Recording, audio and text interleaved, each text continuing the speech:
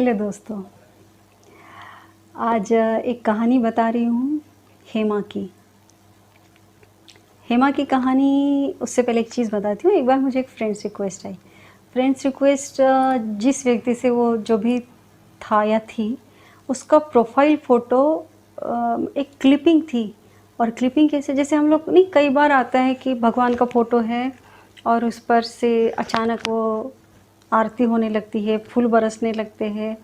ऐसी छोटी क्लिपिंग मेरे ख़्याल से आप सबने देखी होगी।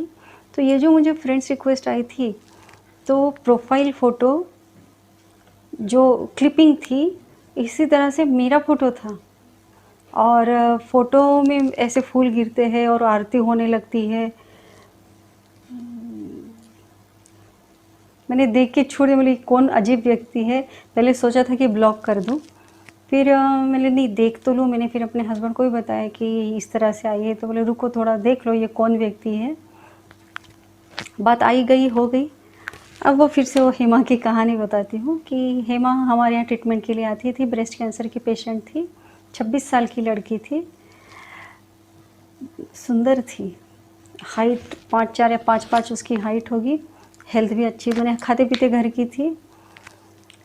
सुंदर तो थी। मैंने बोला पहली बार आई थी रेडिएशन के लिए, ऑपरेशन कहीं और कराया था, केमो कहीं एक जगह ऑपरेशन, दूसरी जगह केमो और रेडिएशन के लिए हमारे यहाँ पहुँची थी। दूर से देख के मुझे बहुत अच्छी लगी थी। आई, उसने बात करना शुरू किया और फिर मैंने देखा कि इसकी बातों में इनडिसेंसी है। फिर भी मैंने, हाँ ये नाम है, 26 साल की है, नागपुर के पांडुरना करके कोई जगह है, वहाँ से थी वो। फिर वो रेगुलर आने लगी।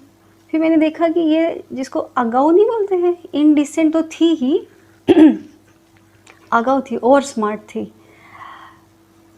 मैंने हर मैंने अजीब तरीके से जो करना, अगर मैं किसी से बात कर रही हूँ तो बीच में बोलना, ज़ोर से मैंने हंसना, जो शोभा नहीं दे रहा था या नहीं देता है जनरली। 3 से 5, 2 से 5 ये हमारे यहाँ ब्रेस्ट कैंसर के पेशेंट्स के लिए रेडिएशन का समय उस वक्त रहता था। तो उस वक्त बहुत भीड़, ब्रेस्ट कैंसर पेशेंट्स की, लेडीज़ की बहुत भीड़ रहती थी उस दरमियान, उस टाइम स्लॉट में। तो ये आएगी बहुत अजीब जोक, जैसे कॉमनली लेडीज़ इस तरह के जोक्स नहीं क्रैक करती है, शोभा नहीं देता।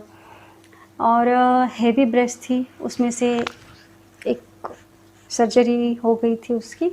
तो मैं उसको समझाती थी कि तुम देखो कुछ इसे ओढ़नी लेके आओ या कुछ रखो, या रेडिएशन के दरमियान तो खैर प्रोस्थेसिस वगैरह यूज़ करना भी अलाउ नहीं करते हम लोग। पर वो इस पर बोलती थी कि छोड़िए ना मैडम, बस में अच्छे से जगह मिल जाती है। मुझे बहुत गुस्सा आता था। बोली इसको तो मैं समझाऊंगी, पर बाकी लेडीज़ क्या सोच रही होंगी, एक अच्छी लड़की है पर इस तरह से गंदी तरीके से बात करती है, इसके बारे में लोग क्या सोच रहे होंगे। पर वो नहीं सुधरती थी। फिर मैं उसको बोलती तुम्हारे साथ कोई नहीं आ रहा है क्या? वो आती ना, बोले खोबरा गड़े बाई आती ना। मैं बोली कौन है? वो नहीं, बुढ़ी बैठी है। नहीं, इस तरह से वो बात करती थी। एक साधारण दिखने वाली लेडी उसके साथ होती थी। तो मुझे लगा शायद इसकी घर में कोई डोमेस्टिक हेल्प करने वाली या ऐसे होगी। एक आदमी भी आता था, अधेड़ उम्र का आदमी भी कभी कभी इसके साथ दिखता था। पर जब बाकी लेडीज़ अगर नहीं होती थी ना, तो ये बहुत इमोशनल हो जाती थी मेरे से बात करते करते। एक बार मुझे बोली कि मैडम आप फेसबुक पे हो ना, और फिर मुझे स्ट्राइक हुआ शायद वो जो फ्रेंड्स रिक्वेस्ट मैंने बोली ना, वो आरती वाली यही होगी। और मैंने इसको बोला ये वो तुम हो क्या? बोले हाँ मैडम। मैं बोली ये सब क्या मजाक है, तुमने इस तरह से क्यों रखा अपना प्रोफाइल फ़ोटो? तो फिर एकदम इनोसेंट चेहरा करके बोली कि आपको बुरा लगा क्या? मैंने बोला मेरे को बिल्कुल अच्छा नहीं लगा और उसको तुरंत डिलीट करो। और बीच में सैटरडे संडे आ गए, फिर मंडे को फिर वो मिली, तो मैंने देखा कि सही में उसने वो अकाउंट ही बंद कर दिया। बोली दोबारा इस तरह की गलती नहीं करना। फिर उसने फिर नया फेसबुक अकाउंट भेजा, वो मैंने शुरू किया। फिर मुझे फ्रेंड्स रिक्वेस्ट भेजी। तभी मैंने उसको कंफर्म नहीं किया था उसके रिक्वेस्ट को, क्योंकि मैंने देखा कि उसके फ्रेंड्स लिस्ट में इतने सब, जिसको वाहियात बोली ना, टपोरी लड़के, इस तरह का कॉन्वर्सेशन, और कुछ भी अच्छा नहीं दिखा मुझे उसके प्रोफाइल में। तो मैंने छोड़ दिया। मेरी जब तक अभी इसका 20-25 दिन ट्रीटमेंट चलेगी तब तक मुझे इसको झेलना है। अगर वो मेरे से कोई अपना मैंने मैं उसके किसी काम आ सकूँ तो बात ठीक है, अदरवाइज़ बाय बाय हो जाएगा। पर वो पूरा समय रुक की रहती थी। मैं बोली जाओ तुम्हारा समय होगा, तुम्हारे ट्रीटमेंट हो गए, मैंने उसका फ्रैक्शन रेडिएशन हो भी जाता तभी वो रुकी रहती। बोले मेरे को ज़्यादा से ज़्यादा आपके साथ रहना है। तो वो 5:30 मैं बोली तुम्हारी टाइम हो जाएगा। बोले नहीं मैं लास्ट 6 बजे की बस से जाऊँगी। तो वो 5:30 बजे तक जब तक उसकी ट्रीटमेंट चलती थी और मेरा दिमाग खाती थी, लिटरली जिसको बोलते हैं ना दिमाग खाती थी। एक बार मेरे को बोली बड़ी इमोशनल होके, मैम मैं बच जाऊँगी क्या? तो मैंने बोला हाँ यहाँ लोग बचते ही हैं ना, बचने के लिए ट्रीटमेंट तो बचने के लिए ही दिया जाता है। बोली नहीं ये क्या मेरी मरने की उम्र है क्या मैम? तो मैंने बोला नहीं बेटा तुम बहुत जियोगी। बोले उसने मानना चाहिए ना वो बुढ़ी। फिर मेरे को गुस्सा दिला दिया उसने। बोले देखो हेमा बात अच्छे से करो, क्यों इसी तरह से बात करते हो? असल में मुझे लगने लगा ये लड़की मुझे पसंद नहीं है। मैं उसको बोलती तुम बाहर बैठो, तो वो बाहर बैठी रही थी और जब सब चले जाएंगे फिर आती थी और फिर बड़ी इमोशनल होकर बात करती थी। बोले देखो तो हेमा तुम इस तरह से बात करोगी ना मैं तुमसे कभी बात नहीं करूँगी। पर वो समझने को तैयार नहीं, उसकी भाषा सुधर ही नहीं रही है। और कभी मुझे आंटी जी बोलती। बोले तुम आंटी जी क्यों बोलती हो? बोले ये मेरी मम्मी ने बोला है। अरे हाँ मम्मी ने बोला है पर तुम यहाँ हॉस्पिटल में हो, या मैम बोलो, सिस्टर बोलो, मैडम बोलो। नहीं आंटी जी, मैं मम्मी के साथ जाती थी ना तो मम्मी बोलती थी कि इनको आंटी जी बोलना, उनको आंटी जी बोलना, तो वो मेरे मुंह में बैठ गया है, आंटी जी बोलना मुंह में बैठ गया है। वो लड़की मुझे बिल्कुल पसंद नहीं आती थी पर वो सुनती नहीं थी। एक बार कुछ लेडीज़ मेरे पास आई जो बाकी ब्रेस्ट कैंसर पेशेंट्स थी, उनको अपनी कुछ पर्सनल उनकी कुछ क्वेरीज थी वो क्लियर करनी थी, मैरिड लाइफ ने अपने हस्बैंड के साथ आगे वो सब उनको पूछना था। फिर मैंने बोला ये बच्ची है, मैंने उसको बोला हेमा तुम थोड़ा बाहर बैठो, इन लोगों को जब बड़ों की बातें हो रही है तुम थोड़ा बाहर बैठो, मैं थोड़ी देर बाद तुमको बुलाऊंगी। तो बोली मैडम बड़ों की बातें क्या है, मुझे भी सुनना है। फिर मैं बहुत बोली अब मैं इसकी पिटाई करूँगी। बोली देखो इन लोग सबकी शादी हो गई है। मैम मेरी भी तो शादी हो गई है। बोली कब हो गई? मुझे लगा पहले कि वो झूठ बोल रही है। हाँ मैम मेरा बेटा है 7 साल का। मैं बोली तुम्हारी एज? वो तो उस दिन आपने लिखा था ना मैं 26 साल की हूँ। तो बोली हाँ। तो बोली शादी अगर तुम्हारा बेटा, तुम 26 साल की, तुम्हारा बेटा 7 साल का है तो तुम्हारी शादी कब हुई? उससे 1 साल पहले। मैं बोली हाँ ठीक है बैठो। फिर वो मेरे बातों में से पूरा दिमाग हट के मेरे लड़की की तरफ पूरा ध्यान चला गया था। उस दिन उसका लास्ट फ्रैक्शन था। तो बोली अच्छा हो गया मैम मुझे भी ये सब पता चल गया। तो बोली ये सब तूने पहले क्यों नहीं बताया हेमा कि ये सब तुम्हारी शादी? मैम आप हमेशा मेरे से नाराज़ ही तो रहते हो, कहाँ मेरे से बात करते हो। बोली तुम किस तरह से बात करती, बेहुदा तरीका है तुम्हारा बात करने का, इतना इनडिसेंट वे में अच्छा लगता है लड़कियाँ इस तरह से बात करती है। तुम वो पर वो चली गई। अब जाते जाते मेरे को बोली कि मैम मेरी फ्रेंड्स रिक्वेस्ट को येस करना, और मैं भूल गई और उसकी फ्रेंड्स रिक्वेस्ट को मैंने, वो वैसे ही पेंडिंग पड़ी थी मेरे पास। उसके बाद और एक बार हेमा के नाम से मुझे फिर फ्रेंड्स रिक्वेस्ट आई, दूसरा एक अकाउंट था। पर ये लड़की की बदकिस्मती देखिए, फिर वो फॉलोअप के लिए आती थी तब एक आध बार मुलाकात होती थी, फिर मेरे साथ फ़ोटो लेती थी। मैंने उसको स्ट्रिक्टली बोला था, मैंने देखो अगर वो जो तुम्हारा अकाउंट और ऐसे तुम्हारे उड़पटांग दोस्त है ना तो अपने फेसबुक पे मेरा फ़ोटो मत डालना, तुम मेरी दोस्त नहीं हो। अगर इस तरह से तुम बात कर रही हो और इस तरह से इनडिसेंट तुम्हारी सोच और लैंग्वेज है तो तुम मेरी दोस्त नहीं हो। तो बोलती थी कि मैम मैं प्रैक्टिस कर रही हूँ ना, मैं आपको आंटी जी कहाँ बोलती हूँ, मैं प्रैक्टिस कर रही हूँ ना, मैं सुधर रही हूँ ना। मैं बोली तुम बिगड़ी क्यों, इतनी अच्छी लड़की हो, इतने अच्छे घर की लड़की हो। तो खैर फॉलोअप उसका चलता रहा। एक दिन वो आई, अपनी चल के आई, उसके सर के ऊपर इतना बड़ा बैंडेज था। मुझे देख के ही समझ में आ गया कि, मैं बोली अरे हेमा ये सब कैसे हो गया? मैम मेरा ब्रेन ट्यूमर था, मेरी सर्जरी हुई। पर उसकी विल पावर देखिए, वो खुद चल के आती थी अपना रेडिएशन लेके और बस से। बोली अब तो बोलो हस्बैंड को। बोले हाँ मेरे हस्बैंड से तो आप बात नहीं करते। मैं बोली तुम्हारे हस्बैंड से वो आया कब था? तो बोले वो नहीं क्या उस दिन आपने उसको भगा दिया था डांट के, क्योंकि वो, मुझे याद आया कि हाँ एक बार एक व्यक्ति आया था, उसने शराब पी के रखी थी और मेरी बीवी कुछ मेरे से बात करने की कोशिश कर रहा था तो मैंने उसको भगा दिया था, बाहर जाके गार्ड को भी डांटा था कि ये व्यक्ति को अंदर ही कैसे आने दिया। मैं बोली वो व्यक्ति तुम्हारा हस्बैंड था? बोले हाँ मैम। मैं बोली वो तो कितना बड़ा है। बोले हाँ वो 42 साल का है। और अभी जब इसको दोबारा मतलब ये जो ब्रेन मेट्स हुए, ब्रेन सर्जरी हुई, बीच में से 4 साल निकल गए थे। 26 साल की थी तब उसकी ब्रेस्ट कैंसर की सर्जरी हुई और उसकी ट्रीटमेंट हुई। फिर फॉलोअप के लिए रेगुलर आती रही, पर इसकी बदकिस्मती देखिए जब ये 30 साल की थी उसकी ब्रेन की सर्जरी हुई। अब इसको 10 फ्रैक्शन फिर से लगने वाले थे। मतलब मैं बहुत इमोशनल हो गई थी उस वक्त। मैंने बोला बेटा तुमने ये पहले क्यों नहीं बताया। बोले मैम आप मेरे से नाराज़ ही तो रहते थे। बोली ओके सॉरी, अब मैं तुमसे बिल्कुल नाराज़ नहीं हूँ।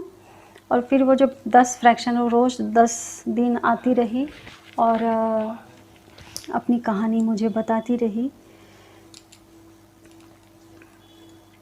बड़ी दुखी कर देने वाली उसकी कहानी थी। दोस्तों ध्यान से सुनिए, हो सकता है कि मेरी जानकारी सही नहीं भी हो या मैंने बहुत ही छोटे स्केल पे उसको ये किया है, पर पांढुर्णा और उस जगह में गुजराती शेतकरी किसान लोग हैं, उनके लड़के जो पढ़े लिखे नहीं हैं ज़्यादा, उनको गुजराती लड़कियां नहीं मिलती। वो महाराष्ट्रियन लड़कियां जो गरीब घरों की है, जो ज़्यादा पढ़ी लिखी नहीं है। पर मैंने सोचा हेमा तो गरीब नहीं लग रही थी, बट हेमा बेसिकली गरीब ही थी। खूबसूरती में वो अमीर थी, भगवान ने उसको खूबसूरत बना दिया था। पर वो जो बार बार नहीं गुस्से में बोलती थी, वो खोबरा गड़े बाई, खोबरा गड़े बाई, वो बुढ़ी, वो उसकी माँ थी। और उसकी माँ बर्तन मांजने का काम करती थी। हेमा ने 9th क्लास तक इंग्लिश स्कूल में पढ़ाई की, क्योंकि फ्री एजुकेशन होता है। नागपुर के आउटस्कर्ट में ही जहाँ वो रहती है वहीं पर कोई इंग्लिश स्कूल में है, वहाँ पर उसकी पढ़ाई हुई थी, इसलिए उसकी इंग्लिश अच्छी थी। उसके पिताजी शराब पीने वाले, माँ बर्तन मांजने का काम करती थी। माँ कभी कभी इसको, क्योंकि इसको अकेला घर में कहाँ, क्योंकि इतनी खूबसूरत लड़की थी, तो डर के मारी इसकी माँ इसको साथ साथ जहाँ भी जाती थी टेंशन में इसको भी साथ में लेके जाती थी। तो ये घर घर घूम के माँ के साथ बर्तन मांजने का काम कर रही थी। और इसकी माँ बोलती थी कि जहाँ भी बर्तन मांजने की उनको आंटी जी बोलो, तो इसके मुंह में वो आंटी जी शब्द बैठ गया था। वो मुझे भी आंटी जी बोलती थी, पर बाद में सुधर गई थी। मैंने सोचा था कि जैसे अब मैं उसको बहुत प्यार दूंगी, इसको प्यार की बहुत ज़रूरत है। मैंने अपने आप तय किया था कि अब मैं उसको बहुत प्यार दूंगी। अब ये हस्बैंड कैसे आया उसके जीवन में, तो मैंने नहीं बोला कि वो बॉर्डर में उधर, माफ़ कर दीजिए अगर एक गलत होगा तो, पर मैंने 3 केसेस ऐसे देखे कि ये गुजराती लड़के जिनकी उम्र हो जाती, निकल जाती शादी की, फिर वो गरीब, और ये तो है खोबरा गड़े, और एक आती थी गेड़ाम करके, मधु गेड़ाम आती थी, उसकी भी ऐसे गुजराती फैमिली में शादी हुई है। तो ये इसकी जो हेमा के माँ का माने माँ के ऊपर बहुत कर्जा हो गया था, कुछ 26,000 का, सिर्फ 26,000 का। पर उनके लिए 26,000 का कर्ज होना बहुत बड़ी बात थी। इसी दरमियान किसी ने बोला कि वो लड़का है, और पता नहीं जहाँ से भी कोई, जो भी कोई मीडिएटर थे, और 18 साल की हेमा की शादी हो गई 35 साल के, वो जो भी गधा था, सॉरी, पर उसके साथ। सैड ना। और फिर हेमा अचानक बहुत अमीर हो गई, और जो अमीरी जिससे संभल नहीं रही थी उसको हर सब अच्छा खाना पीना कपड़े लत्ते सब मिल रहे थे। मैं हमेशा, मुझे बड़ा गर्व है कि मैं इंसानों को बहुत अच्छे से समझ सकती हूँ, रीड कर सकती हूँ, पर हेमा के साथ मेरी रीडिंग कहीं ना कहीं गलत हो गई। मैं इसको सही तरीके से समझ नहीं पाई। मेरे पास मैंने जिस दिन मैंने ये तय किया था कि अब मैं उसको बहुत प्यार दूंगी, मेरा मन भर आया था उसकी कहानियाँ सुन के। पिछले 8-10 दिन से जो मैं उससे सुन रही थी उसकी कहानी, तो मेरा बहुत मन भरा। मैं बोली अब मैं उसको प्यार, जैसे मेरे बच्चे वैभव नीना थे, मैं उसको बहुत प्यार दूंगी। पर वो उतना समय मुझे मिला ही नहीं। हेमा चल बसी एट द एज ऑफ 31, क्योंकि उस दिन तो वो रेडिएशन कंप्लीट करके चली गई। मुझे ये खबर कैसे मिली, 1 साल बाद वही जो उसका हस्बैंड था वो एक दिन अचानक हॉस्पिटल आया, और वो एक छोटा सा मिठाई का बॉक्स लेके आया था। मैडम लड़का हो गया। मैं बोली किसको? बोले मुझे लड़का हो गया। बोले हेमा को, क्योंकि इतनी ट्रीटमेंट होने के बाद हेमा को लड़का हुआ, तुम्हारा पहला भी तो लड़का ही है। तो बोल नहीं नहीं, वो तो मर गई। सोचो कैसी थी हेमा की ज़िंदगी, यानी उसकी मृत्यु की भी खबर वो व्यक्ति कैसे दे रहा है, वो मर गई। मैं बोली फिर तुमको लड़का कैसे हो गया? मैं दूसरी शादी कर ली। बोली वो कहाँ से लाई? नहीं वो अपनी है, उधर की है। खैर जो भी था, फिर मैंने उसको दोबारा भगाया। मेरी तुम फिर आ गए अंदर। मैंने नहीं मैडम, कसम से मैंने कुछ मैं वो सब झूठी कसम खा रहा था। मैंने गार्ड को फिर आया, मैंने फिर तुमने इसको अंदर आने दिया। अब पता नहीं गार्ड क्या करते बेचारे, क्या ड्यूटी करते हैं पता नहीं, पर खैर वो चला गया। और मुझे बहुत अफसोस हो रहा था कि वो लड़की को बहुत प्यार की ज़रूरत थी, अपनेपन की ज़रूरत थी। वो मेरे से पता नहीं किस तरह से मैं उसको, जबकि हमेशा फटकारते रहती थी, कभी उसको प्यार नहीं किया, पर वो मेरे से इमोशनली जुड़ गई थी। कहाँ इस जन्म का या पिछले जन्म का कौन सा रिश्ता था पता नहीं, जो उसने नहीं, मैंने बताया था कि मेरा फ़ोटो उसने अपना प्रोफाइल फ़ोटो बना के रखा था, उसको आरती और वो सब। मैंने उसके बाद उसको बहुत ढूंढ के, अब मैंने खुद ही उसको ब्लॉक करके रखा था। उसके बाद तो वो ज़िंदगी से ही चली गई। पर कई बार गलती हो जाती है और इसका मुझे हमेशा अफसोस रहेगा कि इस बार मेरी बहुत बड़ी गलती हो गई थी उसको समझने के लिए।